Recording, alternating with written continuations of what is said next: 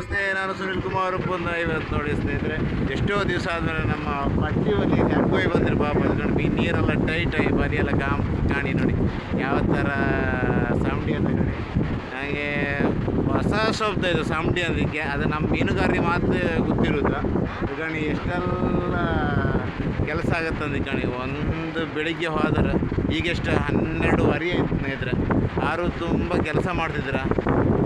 ಮೀನು ಸ್ವಲ್ಪ ಏನು ಅಷ್ಟೇನು ಜಾಸ್ತಿ ಮೀನಿದ್ದಾಗಿಲ್ಲ, ಸ್ವಲ್ಪ ಮೀನಿದ್ದ ನೋಡಿಗೆ. ಆದರೆ ಕೆಲಸ ಮಾತ್ರ ಸಿಕ್ಕಾಪಟ್ಟಿ. ಎಷ್ಟೋ ದಿವಸದ ಮನೆ ಇವತ್ತು ಕೆಲಸಕ್ಕೆ ಸ್ನೇಹಿತರೆ. ನೋಡು ಅವ್ರದ್ದು ಕೆಲಸ ಎಲ್ಲ ಯಾವ ಥರ ಇತ್ತು, ಯಾವ ಥರ ಎಷ್ಟು ಕಷ್ಟ ಆಗಿತ್ತು ಅಂತ ನೋಡ್ತಾ ಇರುವ ಸ್ನೇಹಿತರು. ಬನ್ನಿ ರಾವಣ ಎಂತ ಸ್ಥಿತಿಗತಿ ಎಂತ ಮಾರ ಇದು. ಹಾಂ ಎಷ್ಟೊತ್ತಿಗೆ ಹೋಯ್ರಿ ನಟ್ರಾಜ್ರೆ? 9 ಗಂಟೆಗೆ ಹೋಯ್ರ ಸ್ನೇಹಿತರೆ ಇಲ್ಲಿ ಕಾಣಿ.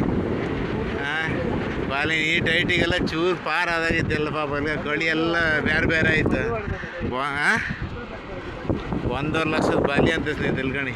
ಯಾವ ರೀತಿ ಆಯ್ತು ಕಾಣಿ. ಮೀನು ಅಂತ ಅಷ್ಟೇನು ಕಂಡಾಗಿಲ್ಲ ಪಾಪ ಇಲ್ಲಿ ನೋಡಿ. ಆರು ಎಣ್ಣೆ ಖರ್ಚಿಗೂ ಆತಿಲ್ಲ.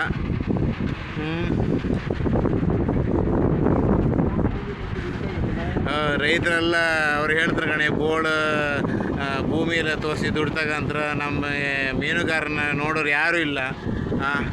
ಯಾವುದೇ ಒಂದು ರಾಜಕಾರಣಿ ಕೂಡ ಇತ್ತ ಗಮನ ಹರಿಸ್ತಾ ಇಲ್ಲ ಅಂತ ಹೇಳ್ತಿದ್ರು ಸ್ನೇಹಿತರೆ.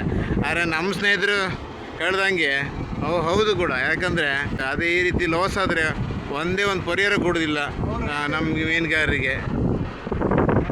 ಕೆಲಸ ಅಂತೂ ಕಾಣೋದು ಬೇಡ, ಅಷ್ಟು ಕೆಲಸ.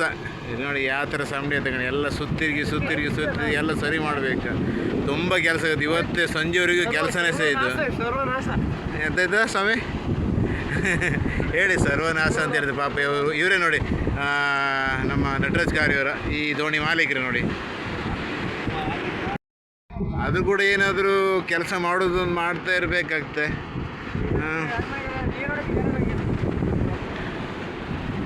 ಎಷ್ಟೋ ದಿವಸದ ಮ್ಯಾನ್ ಅಲ್ಲ ಯಾರು ಗೊತ್ತಾ ನಟ್ಟಿದ್ರೆ. ಫಿಶಿಂಗ್ ಏನು ಎಷ್ಟಾಯ್ತು? ಎಷ್ಟು ತಿಂಗಳಾಯ್ತಾ? ಇಷ್ಟಕ್ಕೆ ಲಾಸ್ ಆದರೂ ಕೂಡ ಒಳ್ಳೆ ಜೋಸಾಗಿ ಮಾತಾಡೋದು ನಮ್ಮ ನಟರಾಜ್ ಕಾರ್ಯವರ.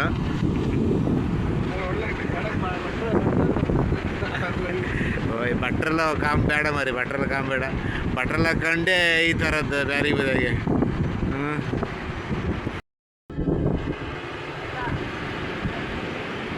ಇದೆಲ್ಲ ಸಣ್ಣ ರೀತಿ ಖರ್ಚು. ಯಾರು ಒಂದೊಂದು ಸಲ ಬಾಲಿ ಕಿತ್ಕೊಂಡು ಹೋಯ್ತಂದ್ರೆ ನೀರಿಗೆ ಸಟ್ಟೆ ಒಂದು ಚೂರು ಬಾಲಿ ಕೂಡ ಇರುವುದಿಲ್ಲ ಸ್ನೇಹಿತರೆ.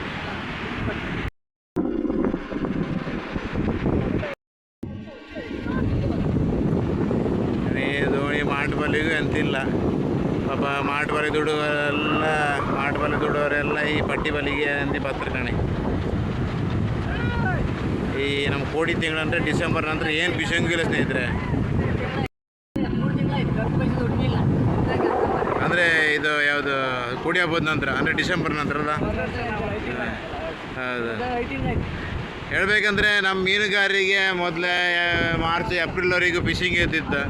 ಈಗ ಆಧುನಿಕ ಫಿಶಿಂಗ್ ಸ್ಟಾರ್ಟ್ ಆದಮೇಲೆ ಡಿಸೆಂಬರಿಗೆ ಎಂಡ್ ಆಗ್ತಾ ಬಂತು. ಮುಂದೆ 3 ತಿಂಗಳು ಅಂತ ಕಾಣುತ್ತೆ. ಮುಂದಿನ ಜನ್ರೇಷನ್ ಹೇಳಬೇಕಾದ್ರೆ ಮಕ್ಕಳಿಗೆ ಇದೇ ಮೀನಂತ ಮುಳ್ಳು ತೋರಿಸೋದು ಒಂದು ಗತಿ ಇತ್ತು. ಗಾಳಿ ಜೋರಿತ್ತಲ್ಲ, ನಮ್ಗೆ AC ಬೇಡ, ಇದೇ ಗಾಳಿ ಸಾಕು.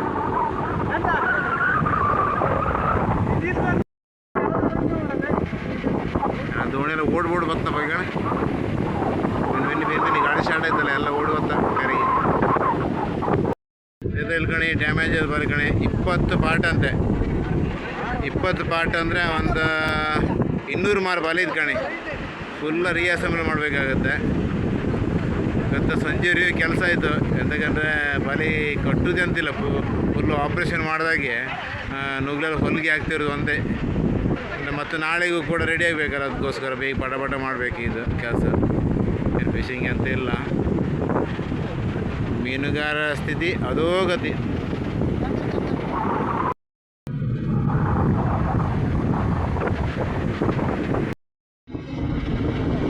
ಯಾರನ್ನೇ ಮಹೇಂದ್ರ ಬಿಡಿ, ಎಲ್ಲ ಬದಿಗೂ ಮಹೇಂದ್ರೇ. ಮಹೇಂದ್ರ ಹೀರೋ ಅಲ್ಲ, ಹೀರೋ ಅರೆ ಗಲ್ದರೊಂದು ಕೊಡ್ತಾರ ಗಲ್ದರ ಅಡಿಮನ್ ಬಿಟ್ಟದಲ್ಲ ಇಲ್ಲ 200 ಬಲಿ ಕೂಡಕ್ಕಲ್ಲ ತುಂಬ ಕೆಲಸ. ನಾವೀಗ ನೋಡ್ತಿರ್ಬೋದು ಇದು ನಮ್ಮ ಮೀನುಗಾರಿಕೆ ಮಾಡೋ ಸಮಯದಲ್ಲಿ ಆಗುವಂಥ ಸಣ್ಣದಾದೊಂದು ನಷ್ಟದ ಕೆಲಸ. ಅದೇ ರೀತಿ ಸ್ನೇಹಿತರೆ, ನನ್ನ ಹೆಚ್ಚಿನ ವಿಡಿಯೋ ಅಪ್ಡೇಟ್ಗಾಗಿ ಈ ನನ್ನ ಚಾನಲ್ನ ಸಬ್ಸ್ಕ್ರೈಬ್ ಮಾಡಿ, ಲೈಕ್ ಮಾಡಿ, ಕಮೆಂಟ್ ಮಾಡಿ ಮತ್ತು ಶೇರ್ ಮಾಡಿ ಸ್ನೇಹಿತರೆ. Thank you.